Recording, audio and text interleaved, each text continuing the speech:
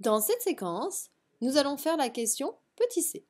On aimerait étudier les variations de f sur r. Donc faites une pause sur la vidéo, essayez de chercher tout seul et venez voir si vous avez juste. Donc vous vous souvenez, d'après le point méthode, si je veux étudier les variations de f sur r, première chose, je dois calculer la dérivée, c'est mon support. Mais je ne vais pas tout recalculer, je suis malin, parce que j'ai calculé la dérivée à la question A, je vais la redonner ici. Mais ça me chagrine un peu parce que dans cette formule, j'ai des inconnus. Or, ces inconnus, je les ai trouvés à la question B. J'ai trouvé A égale 5 et B égale 1. Donc, je vais pouvoir remplacer A et B dans ma forme de f'. Comme ça, je vais bien voir avec des chiffres ce que ça va donner, ce f' de x. Donc, f' de x, c'est exponentielle de moins 2x, facteur de moins 2 fois, alors je détaille encore un peu, si vous l'avez plus vite, vous avez le droit, tant qu'au final, on a la même chose. Ensuite, plus a, donc plus 5, et après, moins 2 fois b, donc moins 2 fois 1.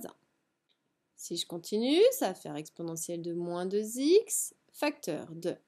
Priorité toujours à la multiplication. Ici, j'ai une grande multiplication et ici, j'en ai une autre. Donc, moins 2 fois 5x, ça va me faire moins 10x.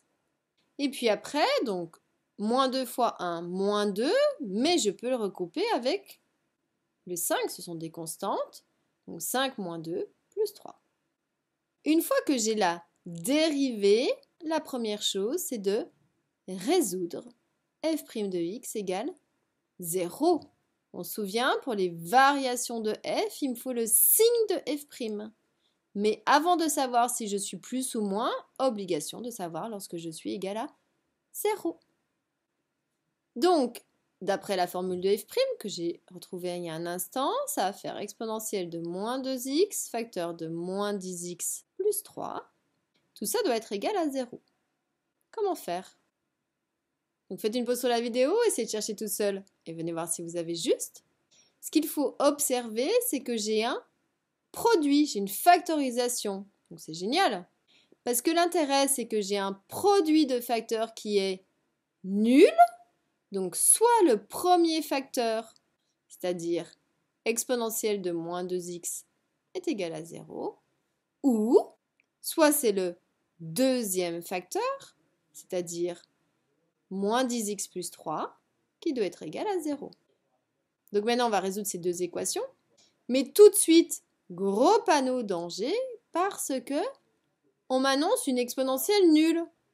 Or, si je fais un petit dessin juste de exponentielle de x, elle n'est jamais nulle. Elle est strictement positive. Donc, exponentielle de n'importe quoi, quel que soit ce n'importe quoi, ne sera jamais égal à 0. Donc ceci, c'est impossible. Je n'ai pas de solution sur cette première partie. Donc je m'intéresse à la deuxième. La deuxième, équation du premier degré. Donc je vais chercher à isoler le x. Donc première chose, on va devoir faire moins 3 des deux côtés. Donc il va me rester à gauche moins 10x qui va être égal à 0 moins 3, donc moins 3.